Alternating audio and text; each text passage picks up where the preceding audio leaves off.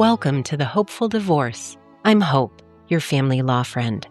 After working in family law firms for many years and watching thousands of divorces play out, I've learned some things about what does and doesn't work, and I'm here to share. This question is from the Divorce Men subreddit. Never thought it would happen to us. Our relationship has been deteriorating for years, and now she's asked me to move out. Says she needs time and space. I don't suspect infidelity, but I do think she's being poisoned by others. We both were really loving, honest, normal people. But now she's being weird, saying things that are absolute nonsense. All the while, I had to move out. I have to ask for permission to see my kids. She's never worked. I'm the sole breadwinner. I handle all the finances and work. She's been a homemaker for years, by her own choice. To be honest, I didn't mind until I saw she didn't want to work but didn't keep up the house either. She has a master's degree in environmental engineering, while I only have an AA. It's taken years of hard work for me to find a job that pays well and has great benefits, and I've become financially savvy. I've paid off all debt and started to save and invest, and I'm afraid she's going to go to a lawyer and clean us out and kick me to the curb and get custody while having to support her. I don't know what to do or how to find a good lawyer that can help. Advice? Yeah, this is a very common scenario. I would say it's probably one of the most common things that I've seen in all the divorces that I've worked on. There is this period of first, it's shock that this is happening because, pretty much no one gets married thinking they're going to get divorced. I mean, maybe there's a few people, but for the most part, we all think that it's going to work out long term, and we're not expecting this to happen. And there's this shock. Your life was going along on this path. And, this man, it sounds like in his marriage that at some point he and his wife stopped being happy and communicating with each other, which it happens. It happens a lot. And he focused very much on his career and on earning money and being financially responsible. He saw a situation where she wasn't earning income. So he said, I'm going to let her stay home because, he puts it in all caps. It was by her own choice that she doesn't work. So he said, I'm going to pick up the slack and earn a good living. And they paid down their debt, and he's focused on their money and on getting a good paying job when he doesn't have the education that she does. And so he feels blindsided by this. And, this happens. I would guess from her perspective, she may have a totally different idea, feeling like, I had to give up my career. I worked so hard to get this education and I'm not using it. And I'm focusing on the kids and I'm drowning. That is a very common scenario for, a lot of, full-time stay-at-home parents. And so they begin to resent each other and stop communicating. And it happens all the time. And when you get to the point where one of you says, it's over, one of us needs to move out, it's not happening anymore, there is shock that happens because you just didn't think that it was going to get to this point. And after the initial shock, then comes the fear. The fear of, oh my God, I'm going to lose all the money that I've worked so hard to build. That's what he's afraid of. He's afraid he's not going to see his kids, and resents having to ask to see his kids. These types of things. Fear and resentment just creeps right in after the initial shock. And what is dangerous is there are some communities online, certain subreddits, there are certain online communities that will just feed into this fear and hype it up and make you say, oh, you got to get a lawyer and you got to fight and it's going to be nasty and vicious because what they've heard happens and maybe it happened to them or they had a very ugly divorce. What I'd like you to do is go onto Google and search for some marriage counselors, some good couples counselors, and do not try to save the marriage, okay? Because it's over. She's asked you to move out. And when you're at that point trying to save it, I mean, I'm not saying it's impossible for it to work out, but it almost never does, okay? I think it would be wise to contact a few couples therapists and tell them, we are getting divorced and I want to go to counseling to help us be good co-parents. You say that you're afraid she's going to get the kids and you're not going to see your kids, okay? Great. How can you repair your relationship so that you can be effective co-parents? It's very different in therapy when you are not trying to save your marriage. Okay? There's no more reflecting on what you're doing and what she's doing in order to annoy each other and upset each other and whatever choices you're making. All of that is off the table. The conversation is about how are you going to have this be good for your kids or as good as possible for your kids. Okay? It isn't good for your kids to be in a relationship all living together when you and your wife can't stand each other. Living in World War III isn't good for your kids either. Okay? Divorce is hard, but not being divorced is hard too for your kids. So if you were to approach your wife and say, not just, hey, how about we try couples counseling so we can be better co-parents? No, you need to do some legwork, okay? You need to start with a peace offering and say, I have searched and found 3 therapists in our area. I've called them. They are willing to work with us on co-parenting and having a better divorce so that our divorce isn't a big, ugly fight. And they use this type of therapy because there's a lot of different types of therapy out there, so find out, it will probably say on their website what their styles are. Maybe do an initial phone call either with the therapist or with their intake person and say, what do you recommend? And if you go to her with having made some phone calls and saying, hey, I made us an appointment for 3 weeks from now with this therapist because I think they're really good because they do this style of therapy and they're willing to work with couples who are not working on their relationship but on their co-parenting and, all of that, and say, I'd like us to go to them. If you don't like this one, here's a link to their website that explains what they do. And, I've made this tentative appointment. And, if you want to find a different therapist, please let me know, and if this appointment's too soon, we can push it back, but approach with a solution and an actual tangible thing that is saying to her, I want this to be peaceful as it possibly can be. Like, look, divorce is never 100% peaceful. It's always going to be hard. But a lot of people do not end up in a tragic custody battle, wasting tens of thousands of dollars and fighting in years of their life. It doesn't have to go that way. Okay. You hear the horror stories because the horror stories are interesting. A lot of people can work it out to some degree. And then after you've gotten a little bit of counseling on how you're going to do this divorce so that it doesn't screw up your kids, then contacting a mediator or having lawyers, hash it out with you. There's a lot of different ways that you can do it. Lawyers are generally a lot more expensive. Mediators can just help you. They're a neutral party that can help you work things out when you don't agree. But working with a couples counselor to have a good divorce is something that a lot of people don't think to do.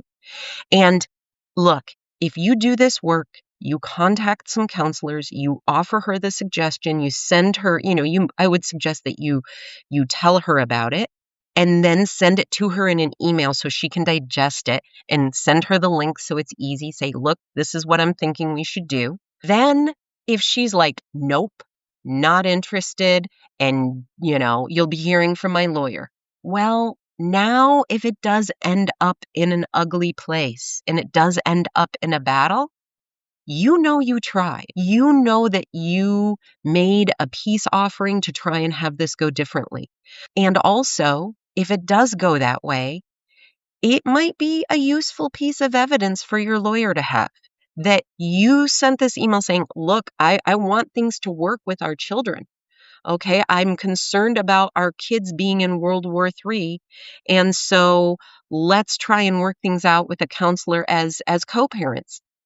That might be persuasive if you find yourself in front of a judge sometime. Now, I'm not saying you're going to win custody if you do this, obviously, but I'm just saying that it doesn't hurt to start with the peaceful path first. It's like pretty much nobody regrets trying to be non-adversarial first. All right. You're not going to regret saying, like, hey, I tried to do it this way and it didn't work out. Well, now you know. Now you know. And the thing is, most of the time, it's like this thing that builds up on each other.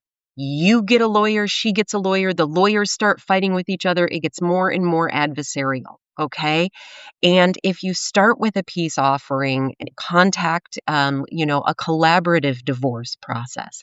Collaborative divorce is a really great option. It's not the most affordable option, but you use lawyers, but you are committed to working things out in a peaceful way. You both have a lawyer, but you're committed to not going to court and to not fighting. And when you can't agree, you bring in experts to help you resolve whatever you can't agree on. If you can't agree on something with the house, then you bring in a financial consultant to help you decide, the money. If you can't agree on parenting time, then you bring in a psychologist to help you. Collaborative divorce is a great way to go. Mediation is another option. It doesn't have to be the way that this man is afraid it's going to go, which is you got to get a lawyer and she's going to screw you. It just doesn't have to go that way. And if you try the peaceful path first, it might work. And if it doesn't, well, now maybe, you can show that you tried and that could be persuasive later. So good luck to you, sir. And I recommend that you try some counseling. And if she says no to the counseling, maybe you go to that counselor yourself, because it can be helpful for you, even if your ex is completely being unreasonable. You going to therapy to deal with how your ex is being unreasonable can be really helpful. It can help you figure out how to deal with their unreasonableness. So, yeah, that is my recommendation, and good luck to you, sir.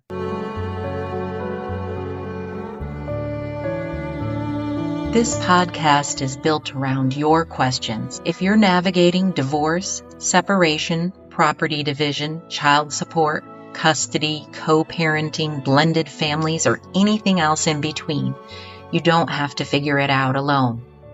You can submit your questions anytime through my website at hopefuldivorce.com. Whether it's a big, complicated situation or a simple, what does this legal term mean, or why does this happen this way? All questions are welcome. There are no dumb questions, really.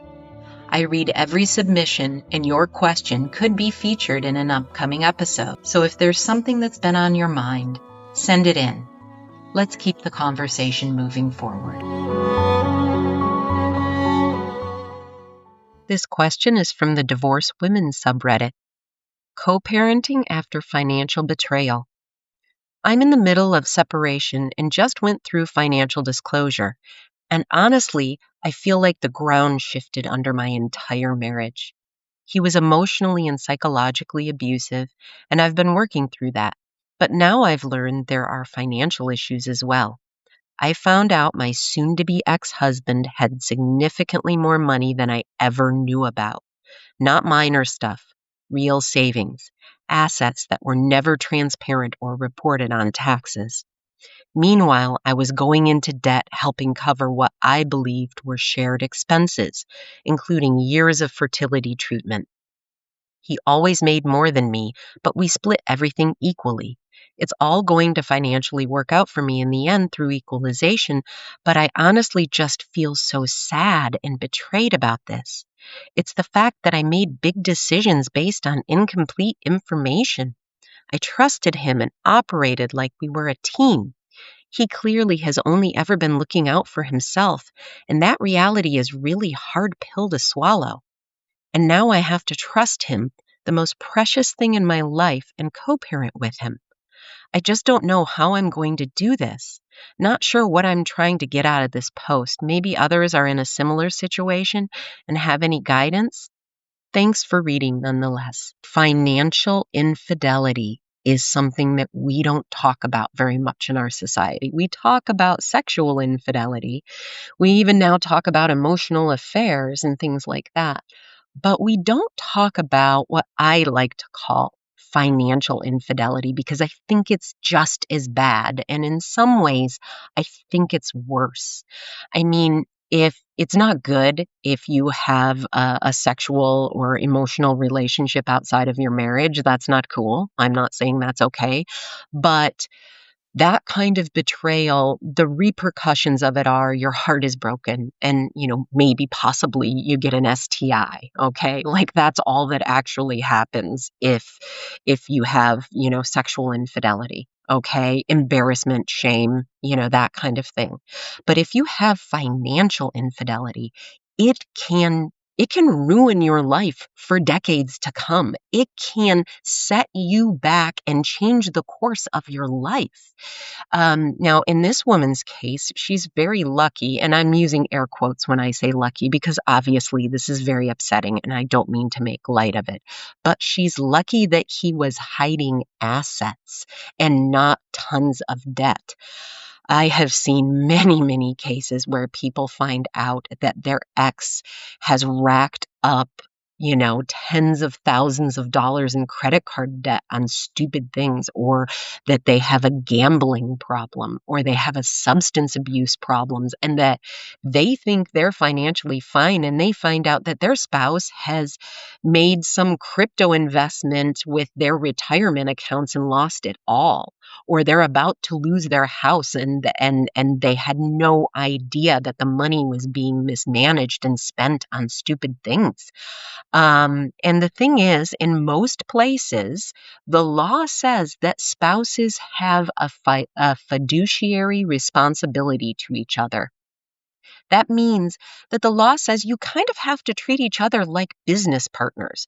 Like you have a responsibility to make financial decisions that are in the best interest of your marriage, right? Just like business partners have a responsibility to try and grow the business. Spouses have a responsibility to each other under the law. Now, it's not so straightforward as like, well, he spent $5,000 on a drone and that was dumb, so like I'm not talking about things like that. Obviously, there are small things that happen in a marriage where you make dumb financial decisions and, you don't tell your spouse about it and then you find out later and it creates a problem in your marriage. Like that happens all the time, okay? But when it comes to a divorce settlement, like in this case, where he's hidden major assets and not told her about them throughout their marriage, that is something under the law where, he could actually be penalized for that. Now I don't know where this woman lives and I can't speak to the specifics of this case, but I do know in some places that is how the law works. I have seen cases where one spouse had an affair partner and was going on cruises with their affair partner using, racking up credit card debt and things like that, using their community assets to do things like that. And, the spouse got all that money back, like that wasn't part of the equalization because they were so recklessly spending their family money. You have a financial responsibility to your spouse. You can't just do that. So there's that. There's the legal side of it. But then, what she's really saying here, and it is the part that's the hardest, is the betrayal, the emotional betrayal. You know, she was going into debt to pay for their fertility treatments. They were splitting equally, and he had all this money, on the side that he was hiding from her. That is devastating to learn about. And now she's got to try and co-parent with him. And that's tough. And in that respect, the emotional part of it is completely valid, of course. And it's just as devastating as if he had had an affair partner, or maybe worse, because you trusted this person. And she's asking for advice and has this happen, and I'm saying, yes, I see it happen all the time. And while all I can say is I'm glad that at least he wasn't hiding debt from you and spending money that you didn't have, because that's even worse, because now building your life after that is harder. But still, just this betrayal is hard. And, my recommendation to you in this situation is to get some counseling. Okay. This is a loss. It's just like the grief you would go through if your spouse, died suddenly in a car accident. Like, you would be, devastated by that. You would be, disoriented and trying to figure out your life again. Well, it's like that to have a financial betrayal too. Who you thought your spouse was and how you thought your marriage was is completely turned upside down. And so what you would do to deal with this is, the way that you would if your spouse died, or if you experienced a loss in your life, the same way. Get some counseling, get into a support group, take care of yourself. And, you might even want to consider some couples counseling with your ex, not obviously to save your marriage, but some counseling on how you're going to co-parent. Okay. And how you're going to move forward with them. Focus on how you can show up for your child in this situation, and not let your devastation over this betrayal, which you are absolutely entitled to. I'm not saying you're not entitled to be devastated, but you don't want your anger and grief about this betrayal to poison your co-parenting relationship so that it negatively impacts your child. Okay. So if you're game for it, saying, how do we get past this for our child, not for your relationship with him, but as co-parents? I have seen some people who have done couples counseling for co-parenting be very effective. That definitely can work for some folks if you're both committed to it. So you could look into that as well. But I just say, I'm sorry. And your feelings are completely valid. And, I'm sorry that this happened to you. Good luck to you. Thanks for listening to The Hopeful Divorce. If this episode was helpful to you, share it with someone who might need it, and be sure to subscribe so you don't miss future conversations. And as you deal with challenges of separation, divorce, and rebuilding your life, always remember the wise words that Christopher Robin told his friend Winnie the Pooh. You're braver than you believe, stronger than you seem, and smarter than you think. Until next time, take care of yourself and keep moving forward.